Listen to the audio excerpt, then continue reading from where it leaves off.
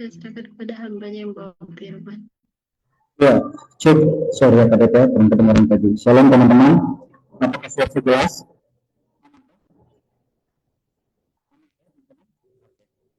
Ya, kalau teman-teman itu dalam perjalanan suara jelas, teman-teman bisa bantu di kolom chat untuk saya bisa segera memperbaiki. Ya, baik teman-teman, dalam kasih Kristus, hari ini kita bersyukur, kita boleh berjumpa lagi di saat berdoa pada malam hari. Orang-orang biasa, orang-orang hebat, tentunya dikatakan orang-orang hebat karena kita dikasihi oleh Tuhan. Nah, teman-teman, kita sudah datang dengan memuji nama Tuhan dan kini tidaknya teman-teman untuk kita sama-sama mendengarkan kebenaran Tuhan. Nah, sebelumnya, yang baik teman-teman, siapkan catatannya, siapkan alkitabnya, bersikap baik dan kita satu hati di dalam doa. Tuhan, terima kasih untuk kebaikan Tuhan di dalam sini Tuhan. Kami bersyukur karena boleh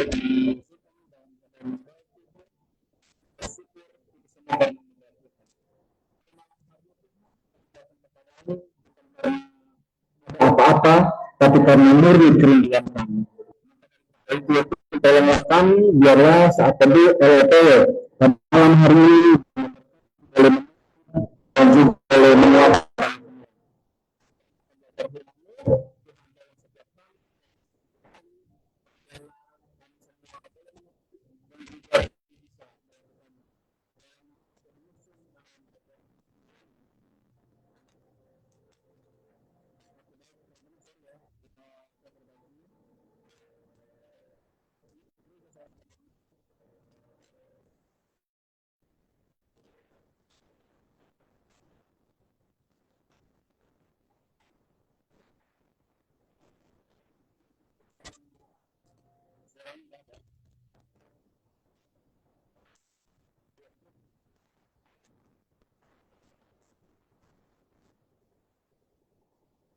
teman-teman suara.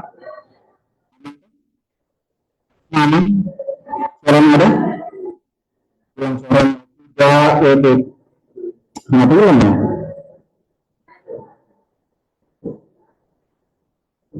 Kalau sekarang teman-teman apakah ada?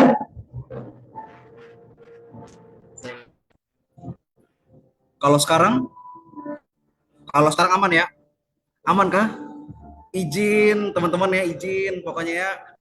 Sorry sekali, ini saya di gereja teman-teman lagi latihan musik, jadi sorry agak ribut suaranya ya teman-teman ya. Jadi terima kasih banyak, akhirnya suaranya jelas, tolong. Baik teman-teman, satu sukacita besar untuk hari ini boleh ada bersama-sama dengan teman-teman semua di dalam Zoom LOTW pada malam hari ini. Dan teman-teman yang diberkati dan dikasih oleh Tuhan kita Yesus Kristus, satu hal yang aku syukuri adalah bahwa setiap momen, setiap pertemuan, setiap event itu tentunya atas izin Tuhan. Dan ketika teman-teman boleh ada di dalam Zoom ini, itu semua karena Tuhan. Jadi terima kasih yang ada di Bandung, terima kasih yang di Jakarta, terima kasih yang ada di Kalimantan dan di Papua, ada juga di Sumatera Utara. Terima kasih banyak teman-teman yang boleh bergabung pada malam hari ini. Ya teman-teman, hari ini kita akan bahas apa nih? Ya teman-teman yang diberkati, ketika harusnya malam ini kakak Diki ya, abang Diki yang membawa sharing teman-teman. Tapi karena ada pelayanan singkat change, akhirnya boleh ada nih di tengah-tengah teman-teman. Nah, ketika disampaikan disampaikan untuk sharing, aku berdoa dan bergumul. Kira-kira apa nih yang akan aku bawa teman-teman? Lihat realitas sekarang, fakta, di mana di dalam keadaan negara kita ini sedang tidak baik-baik saja. Benar ya teman ya, sedang tidak baik-baik saja. Sedang tidak baik-baik apa tuh? Banyak hal. Dari perintah, dari rakyat, bahkan juga gereja. Amin teman-teman ya. Dan satu hal yang aku ingin concern atau fokus adalah berkaitan dengan kita sebagai anak-anak muda Kristen. Dan saya bersyukur teman-teman di sini Okumene, kita tidak memandang gereja dari mana, amin. Karena gereja sejatinya adalah diri kita. Amin ya teman ya. Seperti lagu bilang, aku gereja, kamu gereja, kita sama-sama gereja. Gereja bukan gedungnya, bukan pula menara, tapi orang-orang di dalam.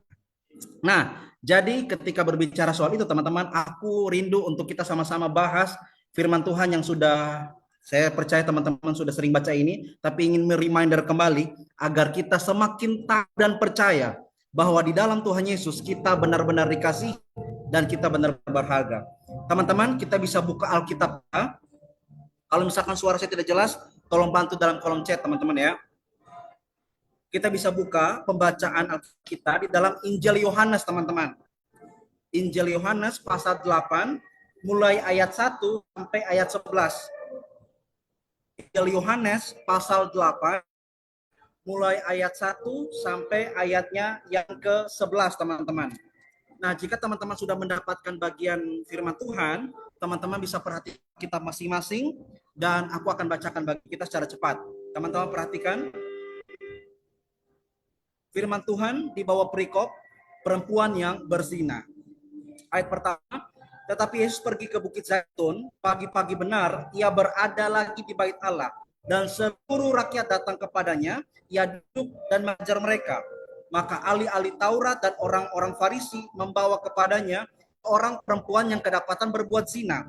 Mereka mendapatkan perempuan itu di tengah-tengah, lalu berkata kepada Yesus, Rabi, perempuan ini tertangkap basah ketika ia sedang berbuat zina. Musa dalam hukum Taurat memerintahkan kita untuk melempari perempuan-perempuan yang demikian. Apakah pendapatmu hal itu?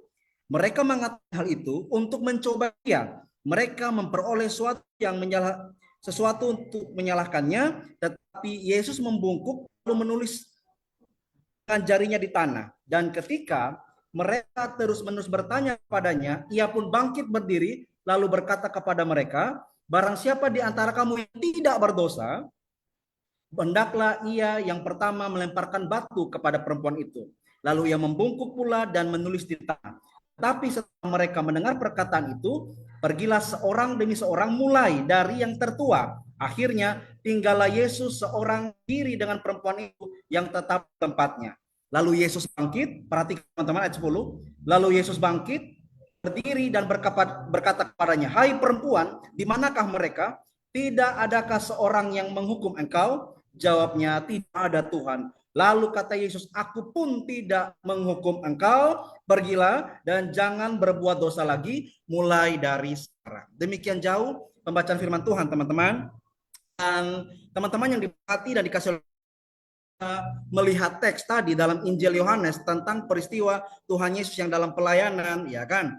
Tuhan Yesus teman-teman, saya sedikit berikan konteks. Pada zaman itu, pada zaman Tuhan Yesus lahir.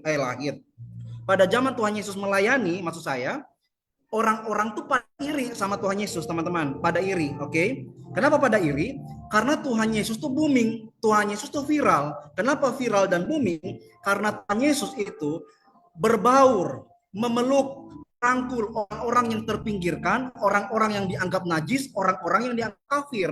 Oke? Sehingga pemuka-pemuka agama yang suci, rasa diri mereka paling benar dari orang lain, mengatakan bahwa wah Yesus salah nih. Kita tidak boleh bergaul sama orang-orang berdosa. Kita tidak boleh beri kesempatan kepada mereka yang terpinggirkan atau kita anggap kafir. Sehingga Tuhan Yesus benar-benar dikagumi oleh orang-orang yang mungkin dalam hal ini statusnya di bawah, teman-teman. Menarik, karena iri hati, orang-orang sih berusaha untuk menjebak Tuhan Yesus. Nanti kita akan lihat 2 poin dan saya akan sampaikan secara cepat teman-teman, karena kita tidak punya banyak waktu, tapi pada poinnya saya ingin sampaikan. Jadi saya kasih memang spoiler nih. Saya kasih memang satu hal yang menjadi kunci di dalam pemberitaan firman Tuhan ini adalah apa? Tuhan Yesus terima kita apa adanya. Amin, teman-teman ya.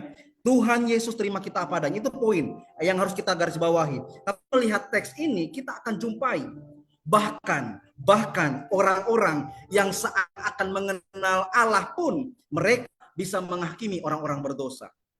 Teman-teman yang diberkati dan dikasihi oleh Tuhan, pada hari-hari ini kita melihat bukan, kalau teman-teman searching ya teman-teman ya, di Amerika contohnya atau di Eropa, Jerman dan berbagai daerah di Eropa, gereja itu sudah banyak dijual. Oke, coba teman-teman cari di Amerika contohnya dijual. Kenapa dijual? Satu hal yang mempengaruhi bukan hanya karena faktor liberalisme, bukan, tapi pada hakikatnya orang-orang yang melayani dalam gereja tidak mengenal Tuhan dengan sungguh-sungguh. Oke. Bahkan bukan jauh-jauh di Amerika dan di Eropa sana. Teman-teman cek deh di Indonesia nih.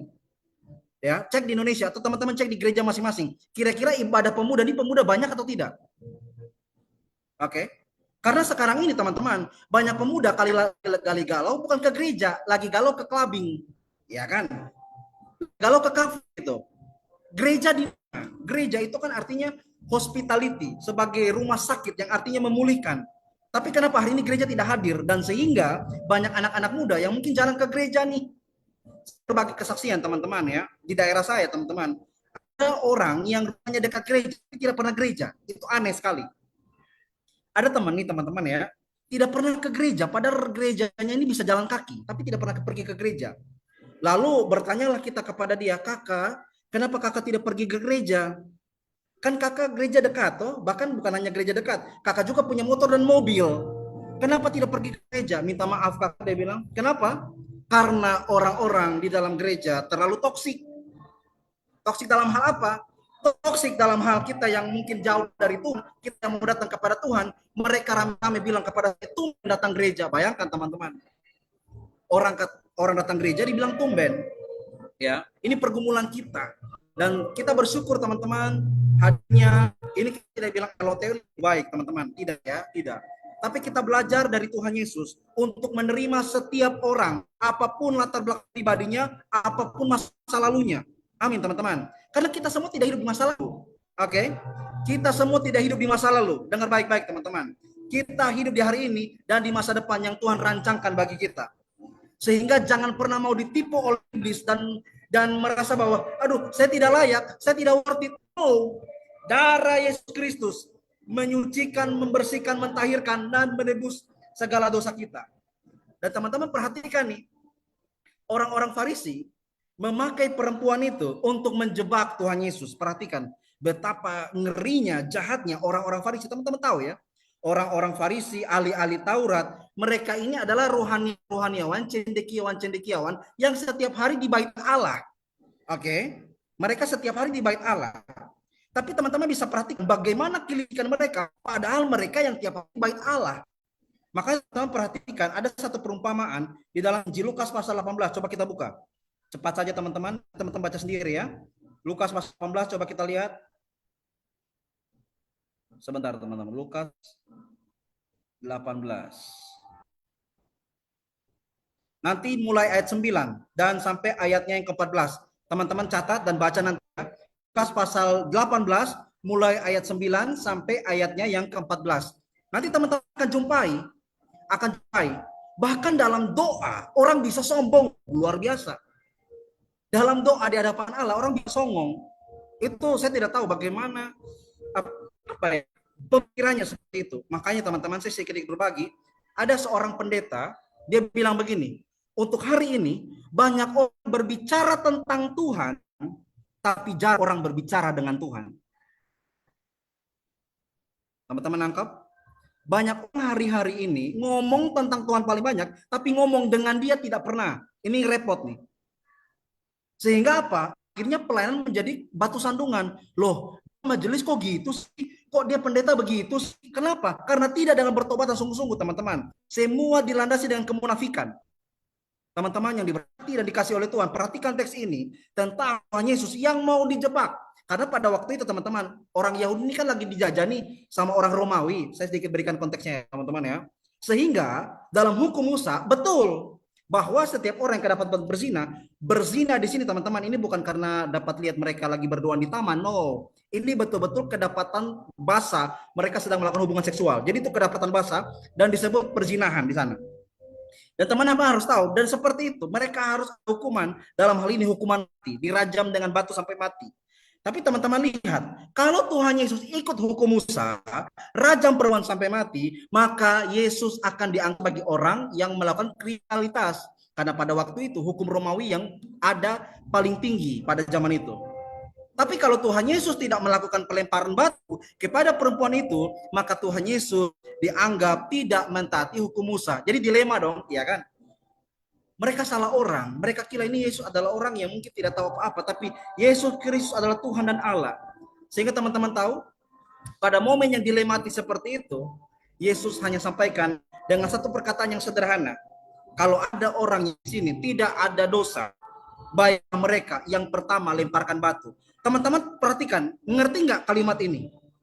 Kalau ada orang yang tidak ada dosa, boleh lempar dia dengan batu. Artinya apa? Kalau mau dibilang, Tuhan Yesuslah satu-satunya pribadi yang bisa lempar perempuan itu dengan batu sampai mati. Kenapa? Karena Yesus tidak ada dosa, teman-teman. Yesus punya hak otoritas tertinggi untuk lempar perempuan ini dengan batu. Tapi Tuhan bilang apa? Kalau ada yang tidak ada dosa, lempar dia dengan batu. Dan akhirnya teman-teman perhatikan, bukan? Dari yang paling tua meninggalkan perempuan itu. Karena juga mereka sadar, mereka juga orang berdosa. Teman-teman ya. Mereka juga orang berdosa. Hanya bedanya apa? Bedanya mereka belum ketahuan aja gitu. Belum ketahuan. Makanya teman-teman yang diberkati, kalau ada teman-teman lihat saudara, ada keluarga yang jauh dari Tuhan, lalu datang kepada Tuhan, doakan sungguh-sungguh. Amin teman-teman. Setiap jiwa itu berharga. Bukan bilang apa? Bukan mereka datang dan kita katakan, tumben datang gereja. Kita siapa? Teman-teman yang diberkati dan dikasih oleh Tuhan ya. Muka-muka sangat-sangat menegangkan sekali. Oke, ini saya tidak konteks marah teman-teman ya, tapi ini hanya penegasan kepada kita teman-teman bahwa setiap orang berharga. Makanya setiap orang berharga. Kita tidak pandang teman-teman dari mana, kita tidak pandang teman-teman broken home atau tidak, oke?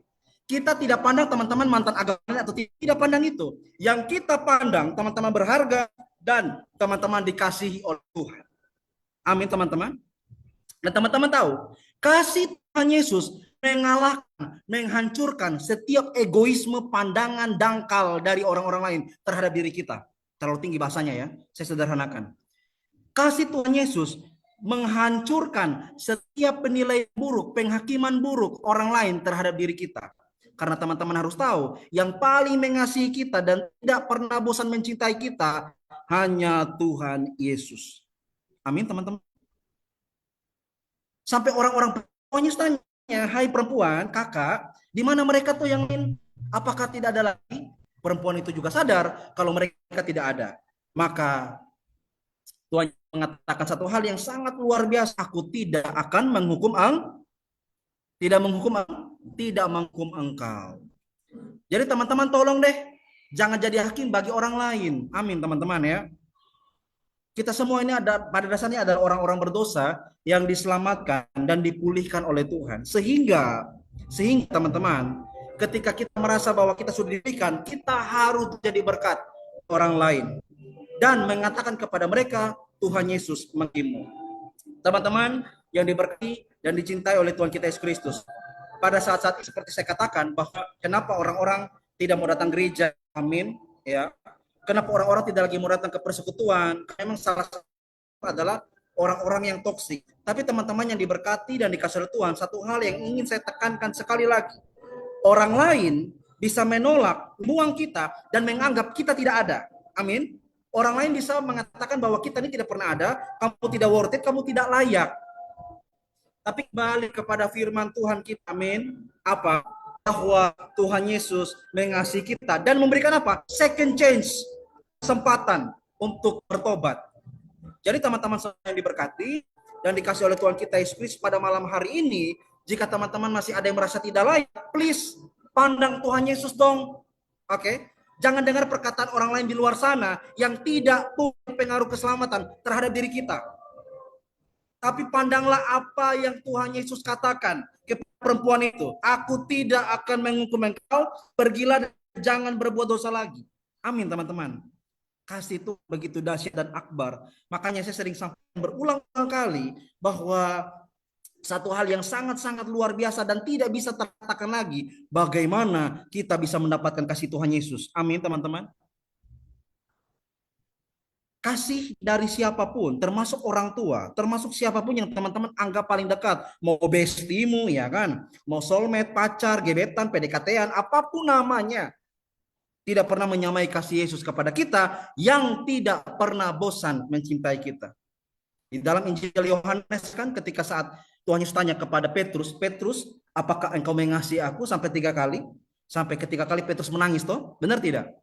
Petrus menangis. Kenapa? Karena dia merasa bahwa dia tidak layak, teman-teman. Aduh Tuhan, saya minta maaf karena waktu itu saya menyangkal Engkau Tuhan. Tapi dalam pertobatannya, dia dipulihkan. Dan pada saat dia pulihkan, dia berkhotbah, 3.000 orang bertobat. Dan dia rela mati martir. Amin teman-teman. Sampai ada salahnya salib Santo Petrus, salib terbalik, kepala bawah, kaki di atas. Sebagai tanda tidak layak, tapi dia percaya bahwa dia sudah diselamatkan. Ya teman-teman yang diberkati dan dikasihi oleh Tuhan kita Yesus Kristus, saya juga mau sampaikan, setiap kita punya masa lalu, teman-teman ya. Setiap kita punya masa lalu. Tapi kalau untuk pada Tuhan, datang pada Tuhan, teman-teman tidak perlu untuk merasa bahwa tidak layak lagi. Dan bagian firman Tuhan yang mungkin akan menjadi akhir sharing bagi kita, teman-teman, kita lihat di dalam Mazmur, teman-teman ya. Sabar.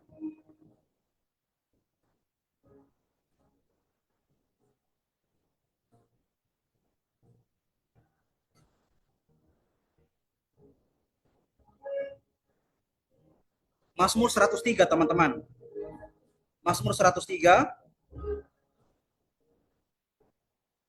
Oke, sudah dapatkah? 8. Mazmur 103 ayat 8. Ada yang sudah dapat teman-teman ya? Semua sudah dapat? Mazmur 103 ayat 8. Saya bacakan bagi kita, teman-teman perhatikan Alkitab baik-baik.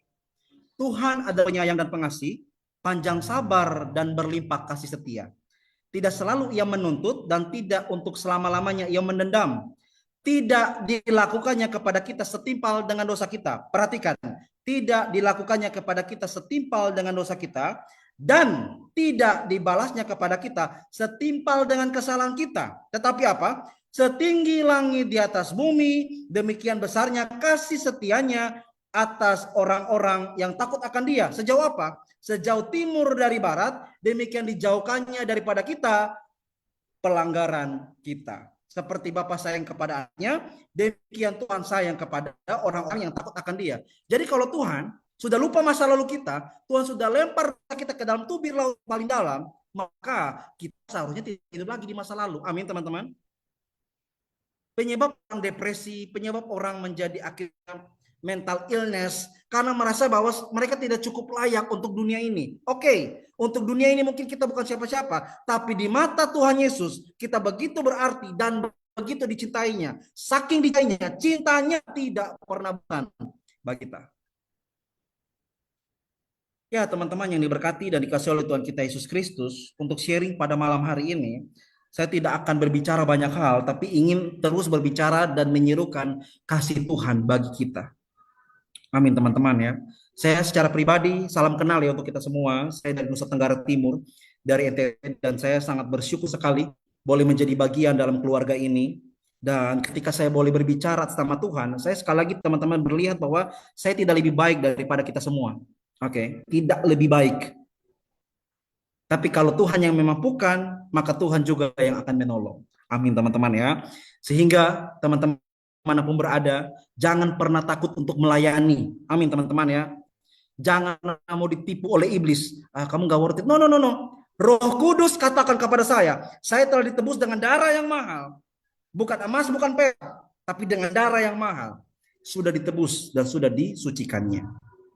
Dan itu satu-satunya alasan kita bisa melayani Tuhan. Bukan karena kehebatan. Amin teman-teman.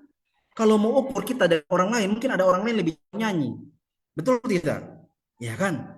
Kalau mau ukur kita dengan orang lain, mungkin banyak orang yang lebih ngomong, lebih jago pelayanan. Tapi kalau kita dipilih dan kita bukan siapa-siapa, artinya kita benar-benar dikasihi oleh Tuhan. Bukan karena kita punya apa, tapi karena pure, hanya karena kasih Tuhan bagi kita semata-mata. Jadi teman-teman diberkati dan dikasihi oleh Tuhan dalam pergumulan teman-teman di setiap daerah masing-masing ya teman-teman. Ada yang pernah sharing mereka bergumul di daerah mayoritas dan mereka sulit ibadah ya kan. Ada juga yang bergumul dengan daerah mayoritas Kristen tapi gerejanya saling musuhan. Nah ini juga pergumulan nih. Menjumpai pergumulan di setiap pelayan masing-masing. Tapi yang menjadi penguatan bagi kita adalah teman-teman bahwa Tuhan tidak pernah meninggalkan kita. Pada poinnya Tuhan mencintai kita apa adanya dan Tuhan tidak pernah meninggalkan kita. Dan saya berdoa kiranya firman Tuhan di dalam Injil Yohanes pasal 8 tadi tentang perempuan berzina mengingatkan kepada kita bahwa tidak ada hakim di dunia ini yang bisa menghakimi kita selain Tuhan Yesus Kristus. Tuhan Yesus Kristus. Ya, saya melihat teman-teman penuh dengan senyuman ya. Ini saya rasa Roh Kudus sudah bekerja. Haleluya. Ya, terima kasih teman-teman ya sudah mau mendengarkan firman Tuhan ini, dan teman-teman simpan dalam hati, berdoa Roh Kudus mampukan. Amin teman-teman ya. Dan kalau teman-teman pada malam hari ini teringat akan Bapa, Mama, atau teringat dengan adik atau siapapun yang mereka masih jauh daripada Tuhan, doakan mereka. Amin teman-teman ya. Jangan lupakan mereka, karena mereka juga bagian yang Tuhan titipkan di dalam kehidupan kita. Ya, teman-teman yang diberkati dan dikasih oleh Tuhan kita Yesus Kristus, kiranya sharing pada malam hari ini yang saya sampaikan boleh menolong kita semua. Karena saya percaya bahwa pengertian yang sejati, kemampuan untuk kita bisa memahami secara baik, itu bukan asalnya dari pembicara. Amin teman-teman? Bukan. Dari mana? Dari Roh Kudus. Amin teman-teman, dari Roh Kudus. Dan saya percaya teman-teman sudah menyerahkan hati dan pikiran sehingga Roh Kudus menolong dan menjamah kita semua, teman-teman yang diberkati dan dikasihi Tuhan. Ya, teman-teman diberkati dan dikasihi Tuhan, kiranya lagi firman memberkati. Dan satu poin terakhir yang ingin saya sampaikan adalah satu kesaksian ya teman-teman ya. Satu kesaksian yang saya bagikan kiranya boleh menolong dan boleh memberkati kita semua. Mungkin di hari Senin kemarin session saya bersaksi bahwa saya mempunyai waktu perjalanan kuliah pendidikan yang lama. Saya sudah sharing pada teman-teman di OLTW, ada Korevi dan teman-teman lain. Ya, jadi teman-teman yang diberkati, saya masuk kuliah 2019, tapi akan diwisuda di tahun ini 2026, tepatnya di bulan ini tanggal 31 ya. Jadi kalau teman-teman melihat 2019 sampai 2026 itu jarak yang begitu jauh. Dan teman-teman tanya, kenapa Kak lama kuliahnya? Ya, karena pada waktu 2020 COVID saya sempat cuti teman-teman, dan itu saya cuti mata kuliah bersyarat, sehingga di semester 5, 6, 7, 8, dan 9 saya akan ambil seluruh mata kuliah dari 4 angkatan yang berbeda.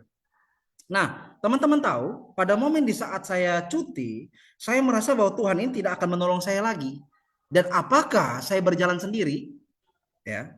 Lalu teman-teman, ada satu lagu yang menguatkan, mungkin teman-teman yang dari gereja Protestan tahu lagu di Kidung Jemaat, lagunya bilang, ku tak dapat jalan sendiri, Tuhan tolong langkahku, biarlah sinarmu menerangiku, sebab ku tak dapat jalan sendiri. Lagu itu menguatkan, biarlah sinarmu Tuhan tolong tampakkan kepada jalan gelap, karena saya tidak bisa jalan sendiri. Pada momen saya berputus asa teman-teman, dan saya merasa apakah saya berhenti kuliah saja, tapi saya ingat firman Tuhan yang menolong pada saya. Saya masuk ya, firman mengatakan bahwa kalau Tuhan yang buka, maka tidak ada satu yang dapat menutup. Oke. Kalau Tuhan yang buka nih, tidak satu pun yang menutup. Artinya apa? Mau ekonomi, mau krisis, mau keluarga, mau apapun, tidak ada yang bisa jalan ketika Tuhan sudah buka. Saya bertahan di situ teman-teman, dan saya percaya karena Roh Kudus. Pada momen itu orang-orang mulai mengejek, lama banget, lama punya, dengan tahu ya teman-teman ya, kalau udah posisi ya ada kata-kata lain yang ya pokoknya lebih melemahkan iman. Tapi seperti perempuan berzina tadi, dia memandang kepada Yesus. Di manakah orang-orang itu? Aku pun tidak akan menghukum engkau. Saya percaya, saya sampai nanti itu untuk kasih Tuhan, dan Tuhan tidak hukum saya. Amin teman-teman. Mungkin saja Tuhan bisa berhentikan saya di kuliah jalan. Tapi kalau Tuhan masih berikan jalan, masih berikan kesempatan, bahkan akhirnya lebih luar biasa, pada minggu kemarin saya boleh ditabis menjadi calon vikaris, itu aduh, saya merasa saya sangat tidak layak sekali teman-teman.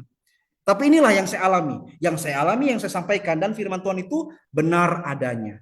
Jadi jangan pernah ragu teman-teman pada Tuhan, jangan pernah ragu. Karena kalau Tuhan sudah benar-benar berjanji, dia tidak mungkin akan mengingkari. Ya kan? Pasti kita mungkin pernah berjanji kita akan meet up ya kan, di Kelapa Gading contohnya, tapi nggak datang nih. Orang-orang mungkin bisa melupakan janjinya. tapi Tuhan tidak pernah lupakan janjinya. Sebagaimana Yeremia telah dibentuk dalam kandungan ibunya. Amin. Oke. Maka dia juga yang akan memelihara Yeremia sampai selesai. Dan kita semua juga demikian. Karena kita dikasihinya dan kita dipulihkannya. Baik teman-teman. Sampai di sini pertemuan Tuhan. Dan di akhir, paling akhir, saya tutup dengan sebuah pantun teman-teman. Ini menjadi pelajaran bagi kita. Dulu teman-teman pasca di tahun 2015 itu saya SMA kelas 1, saya nonton TVRI, ada pendeta, itu film pasca, pendeta mau menginjili orang yang di rumah sakit mau mati. Ya, orang itu mau mati, terus pendetanya bilang, ini gimana nih kita mau lakukan apa? Pak Pendeta tolong injili dia sebelum dia mati. Akhirnya apa? Pak Pendeta tidak injili. Pak Pendeta apa? Dia ngomong pantun, pantunnya bilang gini, kitab Efesus, kitab Imamat, hanya dengan Yesus kita selamat. Haleluya. Dia ngomong itu doang tuh sama orang yang mau mati. Poinnya kan hanya dengan Yesus kita selamat tuh. Pantun yang begitu indah, poinnya hanya dengan Yesus kita selamat, dan kita percaya bersama dengan Tuhan kita akan cakap melakukan perkara-perkara besar. Haleluya. Kita berikan kemuliaan bagi nama Tuhan. Haleluya. Baik teman-teman, kita akan akhiri dengan doa. Mari kita berdoa untuk mensyukuri firman Tuhan. Mari kita berdoa. Tuhan, kami bersyukur, kami berterima kasih untuk kebaikan Tuhan. Pada malam hari ini kami sudah belajar dari kasih Tuhan yang tidak terbatas. Bagaimana Tuhan mengampuni perempuan berzina, bagaimana kami belajar dari orang-orang Farisi yang munafik, tapi kami percaya bahwa Tuhan tidak pernah meninggalkan kami dan Tuhan selalu berjalan bersama dengan kami. Percaya masa lalu kami sudah Tuhan ampuni, dosa aib segala kejahatan sudah Tuhan ampuni, dan kami percaya Tuhan melayani, memampukan kami untuk menatap masa depan yang penuh harapan dan layak untuk melayani Bapa di sorga. Kami serahkan LOTW, kami serahkan teman-teman kami semua dari seluruh daerah, kami serahkan hidup kami. Hanya di dalam nama Tuhan Yesus Kristus kami bersyukur dan berterima kasih untuk firman Tuhan pada malam hari ini. Terima kasih banyak, Tuhan memberkati, dan saya kembalikan kepada Kadep dan juga Kavina. Tuhan memberkati, shalom.